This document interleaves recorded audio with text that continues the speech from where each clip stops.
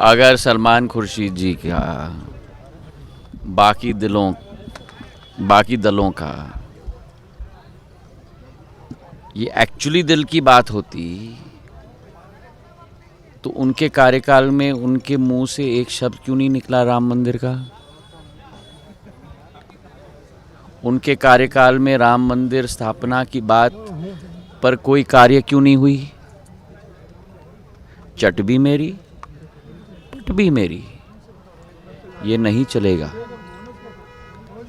राम मंदिर स्थापित करने का संकल्प मेरी दादी ने उस जमाने में लिया था जब इस पूर्ण सोच विचारधारा की श्री गणेश की गई थी, और आज ये संभव हो पाया है तो केवल और केवल प्रधानमंत्री नरेंद्र मोदी जी के कार्यकाल में संभव हो पाया है।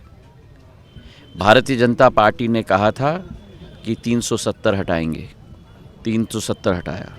भारतीय जनता पार्टी ने कहा था कि एक विधान एक संविधान। भारतीय जनता पार्टी ने कहा था कि हर व्यक्ति एक समान है, 3 तलाक हम हटाएंगे, 3 तलाक हम हटाए, हमने हटाया।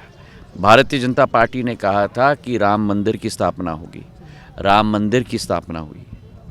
ये सारे ऐतिहासिक कार्य प्रधानमंत्री नरेंद्र मोदी जी के द्वारा ही भारत में संभव हो पाए हैं और इसमें कोई दो राय नहीं। अगर आज कुछ लोगों को लग रहा है कि वे भी इसमें शामिल होना चाहते हैं, उनका स्वागत है।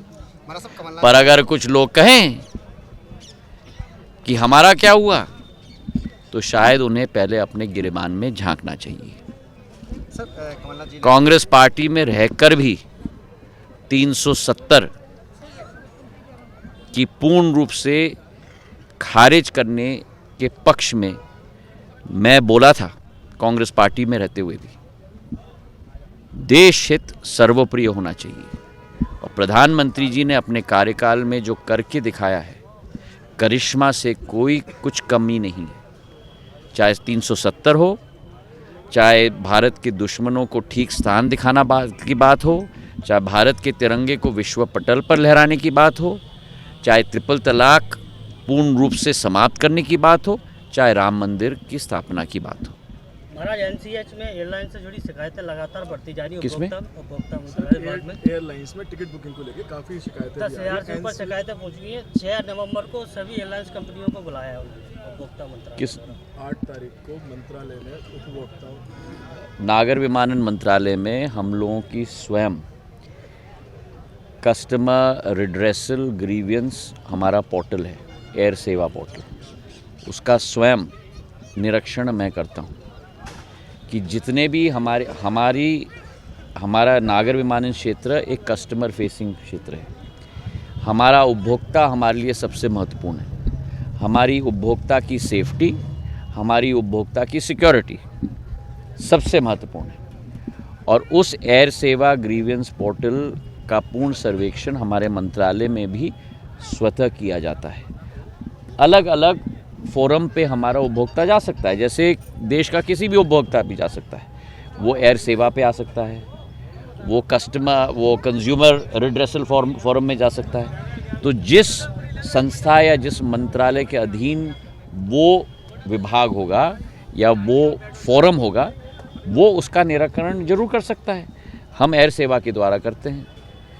कस्टमर रिड्रेसल ग्रीवियंस फोरम उस मंत्रालय के साथ जुड़ा हुआ है, तो अलग अलग भूमिका अलग की रहती है। सर 8 तारीख को मंत्रालय ने सारे एयरलाइंस को बुलाया इसी उपभोक्ता मंत्रालय। तो हाँ, तो जरूर उनको बुलाना चाहिए। अगर हम लोग एयर सेवा के साथ करते हैं, अगर कस्टमर रिड्रेसल फोरम के द्वारा किया जा रहा है तो उनको भी बुलाना चाहिए। महाराज साहब, कमलनाथ जी ने खुशी जाहिर की है कि राम मंदिर बनना है सनातन के लिए बड़ी गर्व की बात है जी। लेकिन कमलनाथ जी ने आज अपना नामांकन दाखिल किया, पूजा पाठ की, राम मंदिर को लेकर भी कहा कि बड़ी खुशी की बात है। अच्छा है, सनातन के लिए दे रहा है पर दुरुस्त है।